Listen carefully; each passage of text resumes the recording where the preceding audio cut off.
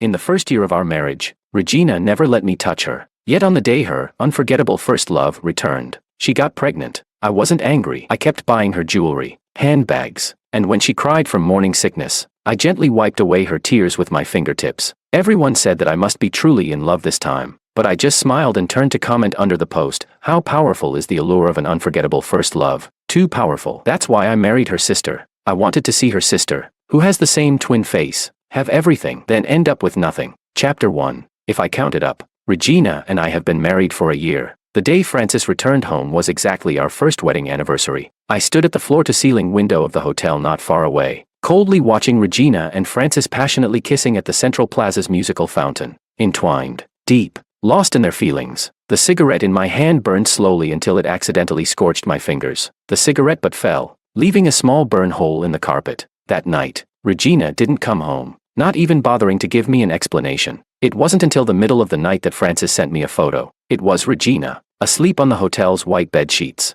her face in profile, especially showing the red birthmark at the corner of her eye, my favorite spot, and Francis did it to taunt me. "Look, your wife of 1 year." I just had to beckon, and she'd end up in my bed. "Ethan, I've been gone for a year, and you still haven't won Gina's heart. What a loser." But who said I ever wanted Regina's heart? Chapter 2. The next morning, rumors of Regina cheating with her ex-lover were all over the place. It even caused the stocks of the Lee and He families to plummet. Lee's father was so furious he slapped Regina. The moment I arrived, Lee's father hurriedly invited me to sit and personally poured me tea. "Ethan, don't take it to heart. These are just baseless rumors. None of it's true. You've been married to Gina for a year. You should know her character." I didn't answer, just stared at Regina, but she still didn't show me any kindness, scoffing coldly. "Ethan, I've told you before, I don't like you. Our year of marriage has been in name only. Let's get divorced." I shook my head slightly. "No," Regina sneered. "They all say you're my simp, and they're not wrong. We've slept in separate rooms for a year, and now I've cheated, and you still refuse to divorce me. Ethan, do you really love me that much?" Seeing my face darken, Lee's father gave Regina another harsh slap. "Stop talking nonsense. You need to understand what a blessing it is for you to marry President Koo. How good he is to you. Don't you see that?" Regina froze, covering her face, tears starting to fall. She looked at me with a hint of guilt. I know. I was shaken at first,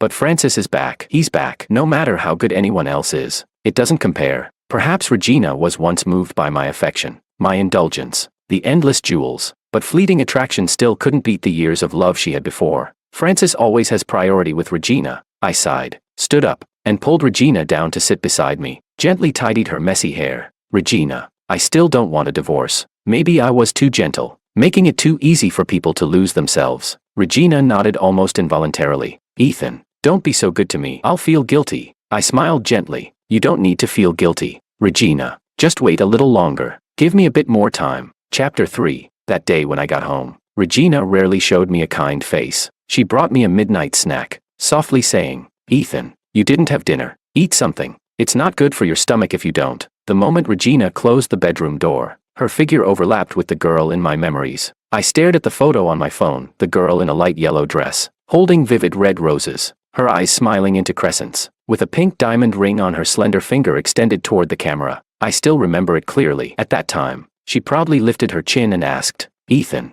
do I look good?" Coconut shadows by the sea, blue waters, and the faint ocean breeze blowing through the girl's hair. She walked on the beach, one step at a time, and looked back at me again and again. "Beautiful. You are always the most beautiful in my eyes." The sound of thunder outside the window brought my drifting thoughts back. The hot midnight snack had somehow turned cold. I dumped it into the trash and turned to head into the bathroom. Time had passed, but the one who couldn't move on was the one who suffered the most. Some things are irreplaceable. Ethan, you should have understood this long ago. Chapter 4. After that day, Regina indeed behaved herself for 2 days. She stayed at home and made dinner for me for 2 nights. Unfortunately, it only lasted 2 days. On the 3rd day, she was back trending with Francis. This time, they attended an auction together. Francis spent millions to buy a diamond necklace, putting it around Regina's slender white neck in front of everyone. As they came out, a light drizzle began to fall, and Francis held a transparent umbrella, pulling Regina tightly into his arms. I have to admit, the photos captured were very atmospheric, the two of them walking in the rain, deeply in love, like the leads in an idol drama. If they weren't Regina and Francis, I might have genuinely praised them as a perfect match. Unfortunately, Regina is my wife. Cheating is a scandal, no matter who it happens to. Lee's and He stocks fell again. Alongside them, A third-tier actress, undeniably beautiful, also hit the trending topics. Someone with ulterior motives had dug up her past relationship with Francis. Regina was infuriated and called Francis to question him, only to receive his cold response. "You're married. What right do you have to call me out for fooling around?" "Regina, don't forget, you were the one who let go first. You were the one who married Ethan for the Lee family." Regina cried out. "Francis, you can't do this to me. I've stayed loyal to you for this whole year. You can't betray me." Well, if I weren't involved, I'd think I was watching some tragic love TV drama. Regina called me while I was drinking at a bar. On the other end of the phone, her voice was thick with drunkenness and sobs. "Ethan, come pick me up and take me home." By the time I arrived, the table was already littered with empty bottles. It was clear that Francis's infidelity had hurt Regina badly, so badly she needed to drown herself in alcohol to numb the pain. The last time Regina got drunk was on our engagement day. At the engagement party, Regina had no trace of joy, her face downcast. Even her usual obsession with beauty showing no effort in her makeup. She stood beside me in a red cheongsam, like a puppet whose strings had been cut, defeated and helpless. That night, she drank heavily and ended up drunk. She brought a bottle to my front door, smashing it at my feet. The bottle shattered, glass shards cutting my ankle. With red, tear-filled eyes, Regina sobbed and shouted at me, "Ethan, you bastard, you're bullying me. I don't like you, not at all. I don't want to marry you. Why can't I be with the one I love?" It was the first time the high and mighty princess had cried out without any image to maintain, even collapsing at the gate of my villa, yelling for a long time. It wasn't until Lee's mother arrived, coaxing and dragging her away, that the drunken Regina was bundled into the car. The car left, leaving me with a slowly fading figure. I stared for a long time, long enough for my heartbeat to skip a beat. Yeah, I also want to ask, why can't I be with the one I love? Chapter 5. I brought Regina back home. In the year we've been married, we've always slept in separate rooms. On our wedding day, Regina made it clear that she'd never share a bed with me. Otherwise, she'd accuse me of rape. What a steadfast love she had. I didn't say much, but this time, Regina was different. She held onto my hand and wouldn't let go. I thought it was because she was heartbroken about Francis having another woman. Regina grasped my fingertips, her voice very soft. "Ethan, don't go. Don't leave me alone." As she spoke, Regina used slight force, pulling me down to sit beside her. Her eyes were unfocused, her words intermittent. "Ethan, you're the only one who's good to me. Over this past year, everything you've done for me, I know it. Ethan, I was wrong before. I didn't cherish such a good husband. Kept clinging to that scumbag." Sob. "Ethan, let's really be together. I'll try my best to be a good wife." Regina slipped her hands under my shirt and leaned in to kiss me. I slightly turned my cheek, avoiding her kiss. "You've had too much. Get some rest." I helped Regina onto the bed, coaxing her to sleep. Sleeping Regina looked very obedient, like a docile kitten. She seemed to be having a nightmare, letting out soft whimpering sounds, her hand tightly holding onto mine. Her long eyelashes fluttered slightly, making the red mole at the corner of her eye even more captivating. In that moment of daze, I felt as if I was back 10 years ago. Back then, a delicate girl also shed tears like this, tears streaming past her red mole. "Ethan, will you protect me forever?" The young boy held the girl tightly, answering resolutely, I will protect you forever." That was the promise between us, a promise I would keep for my whole life. Chapter 6. After that night, the relationship between Regina and I subtly changed. She seemed to have really decided to settle down and be Mrs. Koo. She made me breakfast every day, sat on the living room couch waiting for me to get home, even thoughtfully ran a hot bath. Many times, she'd knock on my door at night wearing a sexy silk nightgown. I never opened the door, because I saw Regina hang up on Francis's calls, time and again, from firm to hesitant. On my birthday, Regina made plenty of preparations. Flowers, gifts, cake, everything was there. Regina lit the candles for me. "Ethan, happy birthday. Make a wish." I stared at the flickering candles, about to speak, but Regina's phone rang. It was Francis. Regina hesitated, hung up, but it rang again, and she answered. On the other end, Francis's drunken voice came through. "Gina, don't leave me. You've already left me once. Are you going to leave me again?" "Gina, the wind by the river. It's so cold." Regina panicked, and she didn't care about me anymore. She didn't even glance at me as she grabbed a coat and rushed out. The candles on the cake still flickered. I closed my eyes and sincerely made a wish, blowing out the candles. My heart skipped a beat.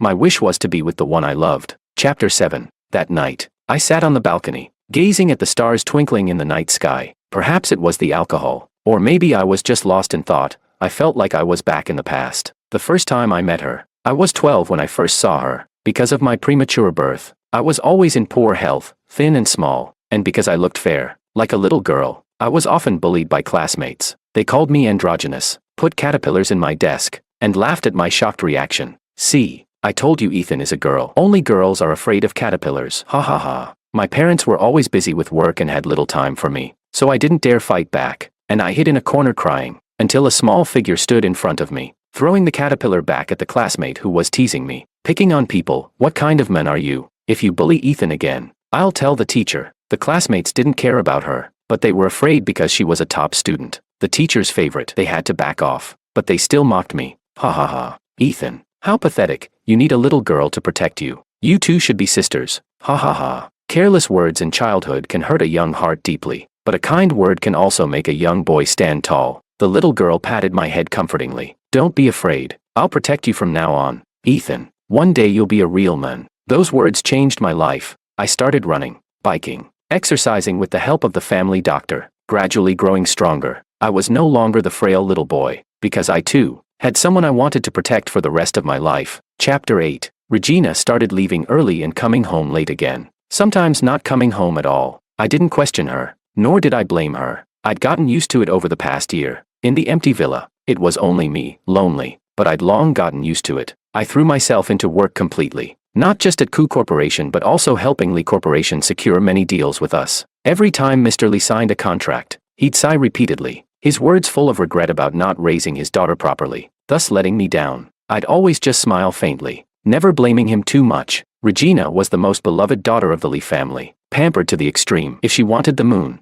Mr. Lee would find a way to buy naming rights for a star and name it after her. So when Regina wanted to marry into the He family, which was a tier below the Lee family, Mr. Lee agreed. However, Lee Corporation had a critical deal with Coup Corporation then, so Mr. Lee had to sacrifice Regina's love. He felt indebted to Regina, so as long as I didn't get angry, Mr. Lee turned a blind eye to her actions, and my patience, in Mr. Lee's eyes, only showed how deeply I loved Regina. He probably thought that with Regina keeping me hooked, one day, Lee Corporation might grow, even swallow Coup Corporation. I could understand his thinking if I were truly a fool blinded by love. Mr. Lee, a pleasure doing business. I put away the contract signed by Mr. Lee, opening a bottle of champagne as well. Mr. Lee raised his glass happily, clinking it with mine. Ethan, the luckiest thing in my life is having you as a son-in-law. I drained my champagne glass in one gulp, my voice especially sincere. Being able to marry your daughter is the greatest blessing of my life. Mr. Lee paused, sighed again deeply, but I knew his sighs weren't for my pain or worries. He just felt powerless about Regina's reckless actions. Chapter 9. I saw Regina again over a month later. That day, she cooked a not-so-great dinner at home. Red wine, candles, it looked warm and romantic. But I knew that Regina wasn't doing this to make up with me. She was pregnant. It went without saying, it was Francis's child. This elaborate setup was for her to discuss divorce with me. Sometimes, I really couldn't understand this woman. Why arrange such a scene just to talk about divorce? Anyone who didn't know better would think it was our wedding anniversary. Regina sat quietly at the side, watching as I finished the steak on my plate bite by bite. She was surprisingly patient, waiting until I had finished dinner to finally speak. Ethan, I'm sorry. Our marriage has reached its end. Then, she presented me with a divorce agreement. Perhaps because she was pregnant, Regina felt guilty toward me and didn't want to jeopardize the cooperation between Coup Corporation and Lee Corporation. The divorce agreement was practically her leaving with nothing, but it didn't make much difference. When she married me, I didn't ask for anything either. I held the pen but didn't sign my name right away. Looking up at the beautiful, alluring woman in front of me, I spoke. Regina, are you sure Francis loves you and only you forever? Apparently, Regina hadn't expected me to ask that. She stared at me blankly for a long time, until a flicker of guilt appeared in her eyes, and she looked away. Francis loves me. I know he does. He only loves me. Ethan, stop playing games. Sign it, and let's part on good terms. This time, I didn't hesitate and quickly signed my name. With the final stroke, I completely ended the brief and bizarre marriage between Regina and me. When Regina took the divorce agreement, she stared at my signature for a long time. Ethan, you don't seem sad at all. I nodded calmly. Because I don't love you. Regina froze, her expression shifting from disbelief to realization, and finally, panic and confusion. Tears fell from Regina's eyes, and she frantically tried to leave, but I gripped her wrist tightly. I smiled, staring straight into her eyes. Regina, we can't part on good terms. Chapter 10. I heard that Lee Corporation and He Corporation had started a collaboration. If the project succeeded, the two families might surpass Coup Corporation. Because of this, Regina and Francis's wedding was hastily prepared. When the invitation arrived, I was watching a video of Regina leaning against Francis's shoulder, a face full of happiness as she announced her wedding. A surge of anger rose from my chest. I smashed the tablet playing the video, calming myself only by looking at the photo of the girl in my phone. Selena, you were supposed to be the one to find happiness. Don't worry, I'll make them pay. The girl I remembered had never been Regina. The one I loved wasn't Regina. The girl I loved was named Selena. She was Regina's twin sister. They looked about 70 to 80% alike, especially with the red mole at the corner of their eyes. Both sisters had it. I admit that when I looked at the face similar to Selena's, it sometimes comforted my grief for losing her. But over time, I became increasingly clear Regina was not Selena, and she could never replace Selena. My Selena was innocent, beautiful, with a smile as gentle as the moon at night. She was warmth itself, a ray of light that shone on me. But Regina wasn't. In the Lee family, Selena wasn't as favored as Regina. When Mrs. Lee gave birth to Regina, everything went smoothly. But with Selena, it was a difficult birth that almost cost her life. So Mrs. Lee resented Selena and favored Regina. Mr. Lee followed suit. After Selena protected me, we became each other's only friends, growing up and studying together, eventually confessing our feelings. We were supposed to get married, but on the day I successfully proposed, Selena died. Mr. and Mrs. Lee said it was an accidental fall, but I didn't believe it. My Selena was like a pear blossom in a storm, resilient and careful. Moreover, Selena's body didn't have the engagement ring I had given her, a valuable pink diamond ring. I checked all her belongings and still couldn't find the ring. Yet, I happened to see Regina wearing a pink diamond necklace. Cherry blossom-colored pink diamonds were rare. I was sure that was the one I had set into Selena's engagement ring. On Regina and Francis's wedding day, I didn't attend, because, you see, chaos would arrive on its own. To recover the Lee and He family's stock prices, which had plummeted due to Regina and Francis's affair, Mr. Lee invited many media outlets to the wedding. He intended for them to write favorable stories to redeem the disgraced couple. In total, there were over 20 media outlets. I sat in my office, remotely watching the wedding unfold step by step, and I felt a subtle sense of satisfaction. Regina, Francis, just wait. You'll remember this wedding forever. It's my carefully prepared gift for you, a wedding of death. Chapter 11. After a year of painstaking investigation, I finally uncovered the truth behind Selena's fall. It must have been heaven taking pity. At a park outside the Lee family villa, a young man was flying a drone, and he happened to record the entire crime committed by Regina and Francis. It took me watching surveillance footage around the Lee family villa for a month to find such a precious piece of evidence. Unfortunately, by the time I found the boy's address and rushed to his home, he had already gone abroad for his studies. His parents were highly wary of my sudden appearance, resolutely refusing to disclose his whereabouts. There was no other choice. It took a lot more time before I found out he was studying in Germany. That day, I took the nearest flight to Germany, found the boy. When I showed him Selena's picture, he dodged it anxiously, refusing to admit he had ever seen her. I stayed at his school for half a month, going to find him every day, pleading with him to give me a sliver of hope. Perhaps it was my unkempt beard, the look of despair on my face that stirred his sympathy. He finally sent me the drone footage. That day, he really did record a video. Although it was taken from afar and the faces weren't too clear, the sequence of events could still be vaguely seen. By then, it had already been 3 months since Selena fell. I watched that video all night. I finally knew the entire truth. I knew why my Selena had fallen on the day she accepted my proposal. She wasn't pushed. Chapter 12. The wedding officially began. Regina wore a fluffy white wedding dress, an exquisite crown, and held an expensive lily-of-the-valley bouquet, walking slowly towards Francis with Mr. Lee's help. And Francis stood in the center of the stage, smiling tenderly. A truly well-matched couple. They looked at each other with intense love in their eyes. In front of parents, friends, and countless flashing cameras, they made a lifelong vow to each other, for richer or for poorer, for better or for worse, in sickness and in health, to love and cherish forever. Francis held a diamond ring the size of a pigeon egg, slowly trying to slip it onto Regina's finger, but he couldn't put it on. Chaos began at the scene. Everyone started murmuring. The looks aimed at the couple on stage turned disdainful and resentful. One bold reporter handed Regina and Francis a video. On the video, on a villa rooftop, a man pinned a girl in a pale yellow dress down, trying to force himself on her despite her struggle. Then another girl in a red dress rushed over, dragged the man off, and slapped the girl in yellow hard. You couldn't hear what the three were saying in the video. All you could see was the girl in the red dress venting her fury at the girl in yellow, slapping, pulling her hair, shoving her. Meanwhile, the man leisurely sat in a rattan chair nearby, watching the drama unfold with amusement.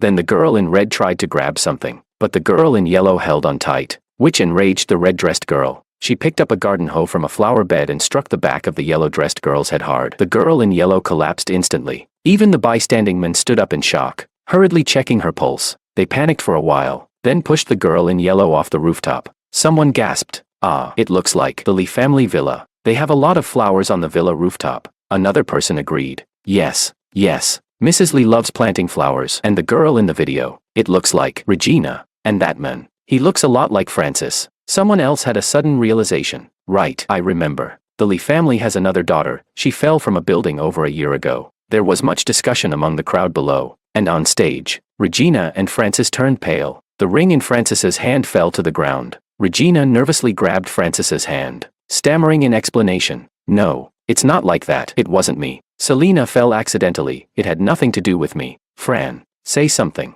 Help me explain." Under the flashing lights of reporters, with questions thrown at her, Regina fainted. The bouquet scattered, the crown fell, and the white wedding dress was stained. A wedding turned into a farce. I closed the video with satisfaction, feeling, for once, the pleasure of a long-awaited revenge. "Regina, I told you before, we wouldn't part on good terms. I want you to wish you were dead." Chapter 13. After that chaos, Regina lost the baby. Standing at the hospital room door, I could clearly hear Regina and Francis arguing inside. The sound of things being smashed echoed through the entire hallway, because Francis was trending again. This time, multiple women jointly accused Francis of workplace sexual harassment and drugging women. Leading the accusations was the third-tier actress whose relationship with Francis had made headlines before. In the video, the actress appeared with her makeup removed. She recounted the incident in a clear and organized way, though she trembled as she spoke, her eyes turning red. She met Francis at a friend's gathering, but she only wanted to focus on acting and didn't want to get involved with the wealthy. Francis repeatedly tried to tempt her with money, but the girl refused each time, so he drugged her drink. She woke up in Francis's arms and nearly committed suicide. Francis,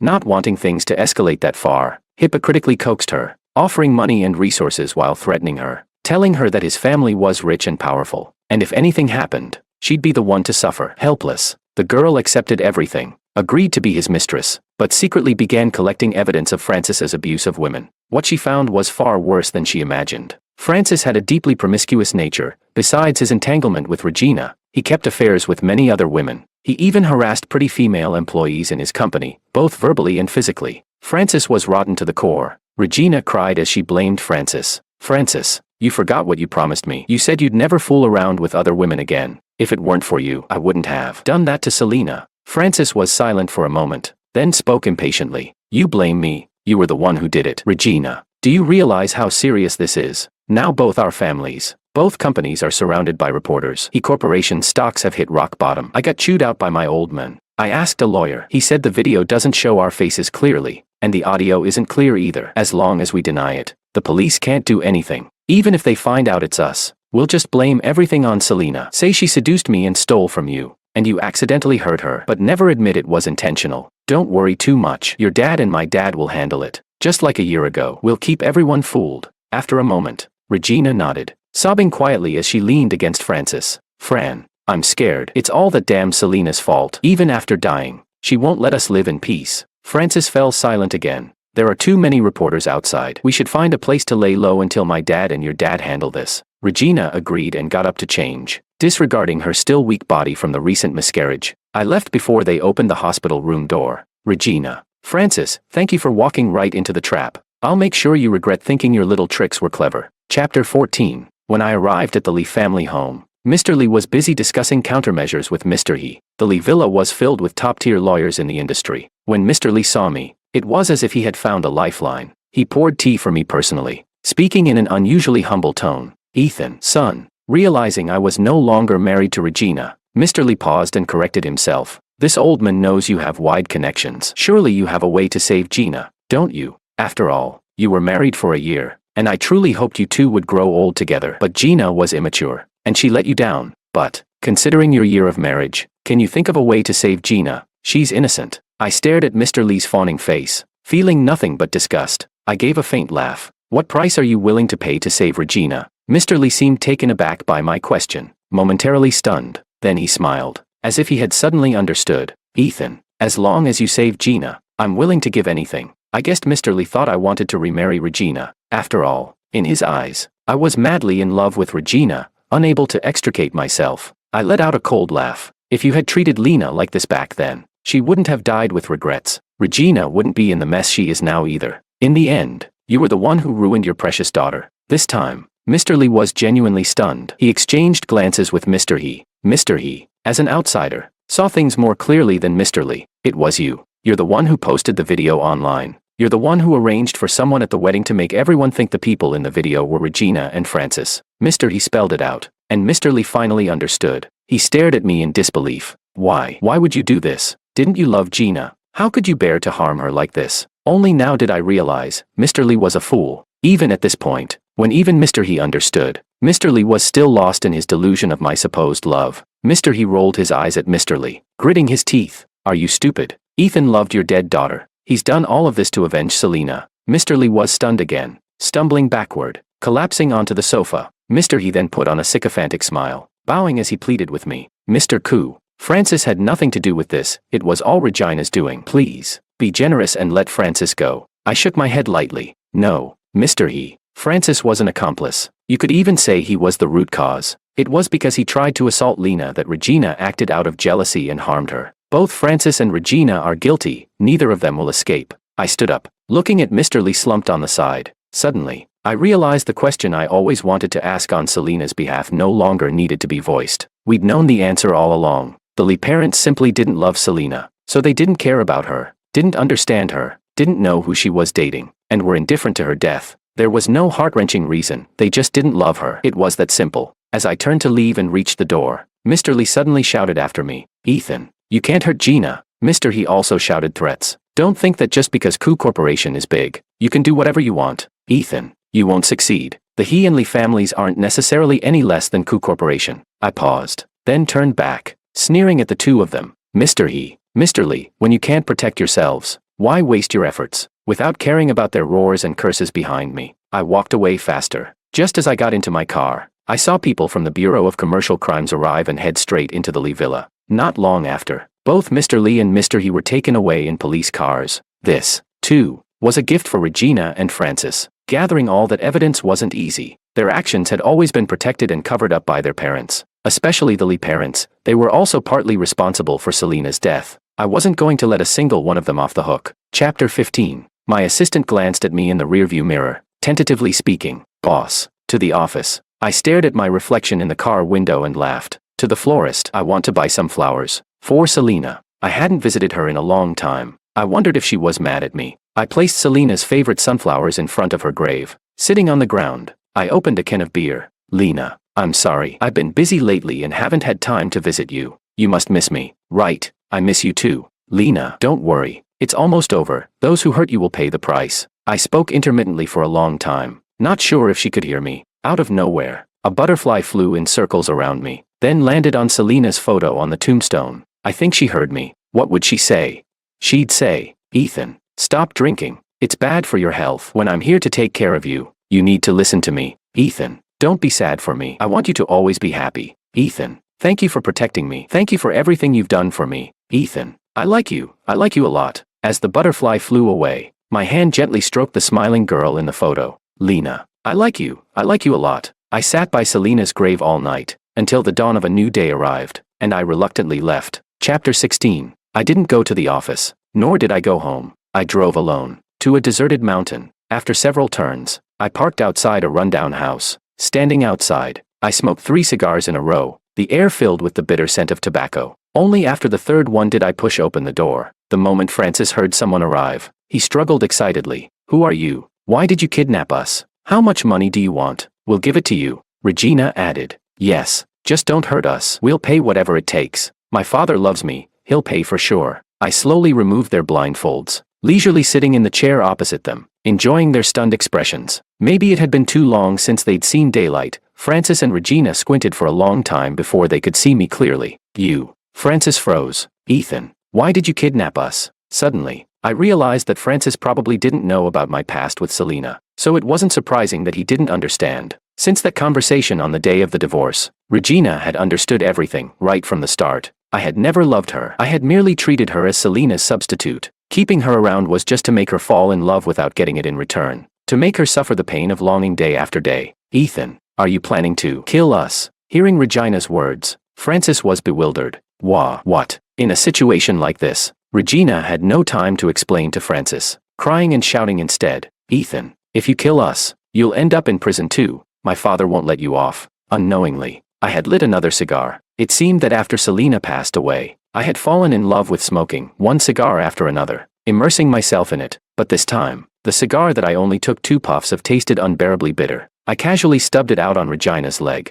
Regina, do you think I care? Besides, your father can't help you anymore. They can't even protect themselves. Maybe my deranged demeanor scared Regina thoroughly. She didn't even have the strength to cry out in pain from the burn, instead pleading tearfully, Ethan, Selena is dead. She's already dead. You loved her, didn't you? I'm her twin. We look so much alike. I can take her place. Stay with you. I promise I'll behave. At this point, Francis also understood. He crawled towards me, pleading, Ethan, Mr. Koo, Selena's death had nothing to do with me. Please let me go. Suddenly, an evil idea formed in my mind. I nodded thoughtfully. Only one of you can live. So, how will you decide? Regina and Francis exchanged a glance, their eyes both lighting up. Regina spoke first. Fran, you said you'd love me forever. You'll choose to let me live, right? At that moment, Francis dropped all pretense and, without hesitation, shoved Regina to the ground. Why should I? Regina, you said you loved me, then die for me. Besides, Selena's death was your doing, not mine. I got caught up because of you. Seeing the men she once loved change his tune, Regina froze on the ground, tears streaming uncontrollably. But, Francis, it was because you wanted to assault Selena that I acted against her. It was because I loved you so much. How could you do this to me? From their back and forth, I pieced together what had really happened when Selena fell. It turned out, I was also part of the reason for Selena's death. Chapter 17. Growing up, the Lee parents had never cared about Selena, treating her with emotional neglect. In contrast, they pampered their older daughter Regina, caring for her meticulously and indulging her in everything, including mistreating Selena. The day I proposed to Selena, we were both so happy, but after the joy, Selena became melancholic. Ethan, my parents don't like me very much. I don't know if they'll agree to me being with you. At that time, I just squeezed Selena's cheek and comforted her. Being able to marry into the Koo family, your parents will definitely agree. That day, I dropped Selena off 1,000 meters away from the Lee villa, as usual, never expecting that it would be the last time I'd see her. After Selena returned home, she saw Francis was there and went to the rooftop alone. Although Mrs. Lee loved to say she enjoyed gardening, the truth was that Selena had done all the gardening work. The mother just admired the results. Selena was weeding the flower beds when Francis, with malicious intent, followed her up. Francis pinned Selena down. I've played with all kinds of women, but I haven't tried twins yet. Selena, be good, let me see if you're just as alluring as your sister. Selena couldn't break free and started shouting in panic. The shouting attracted Regina, who arrived and slapped Selena without even asking what was happening. She kept cursing. Selena, you little slut. How dare you seduce Francis? I'll beat you to death. No matter how Selena explained, Regina wouldn't listen. When Selena tried to defend herself, Regina noticed the pink diamond ring on Selena's hand. Regina had never seen such a good quality pink diamond and naturally wanted it for herself. Oh, Selena, which rich boy did you seduce to get such a good diamond ring? Give it to me, give it to me. It was the engagement ring I had given her, of course. Selena wouldn't give it up. Growing up, whenever Regina asked for something, Selena always gave it to her. This time,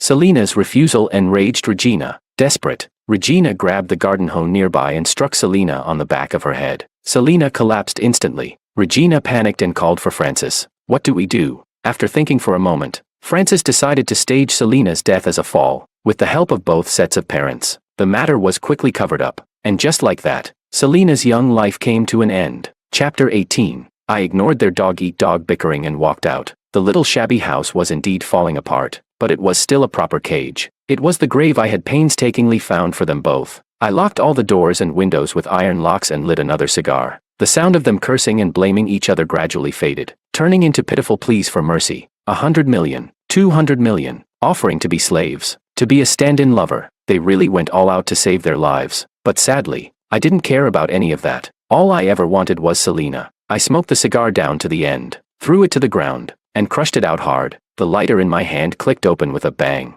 Through the cracked window, I tossed it inside. In an instant, a raging fire erupted. I wondered if Regina and Francis noticed the multiple cans of gasoline I'd placed inside. The fire roared, and the two of them desperately tried to escape. At this moment, perhaps they felt the helplessness that Selena had felt, calling out to the heavens without response, calling the earth in vain. A true torment. I didn't leave. I needed to watch the house in front of me turn into a pile of ruins. I needed to witness Regina and Francis turn into two charred corpses. I was afraid they might escape by some stroke of luck. The fire burned for half a day before gradually dying down. It hadn't disappointed me. Regina and Francis had indeed become two blackened bodies. Chapter 19. I drove back to the villa and handed all the signed documents to my assistant. Call the police in 2 hours. The assistant's hand trembled as he held the documents. Boss, do we really have to do this? I smiled and walked out of the empty house without looking back. Luis. Everything wrong done has to be paid for. I'm no exception. I drove to the cemetery and sat in front of Selena's grave.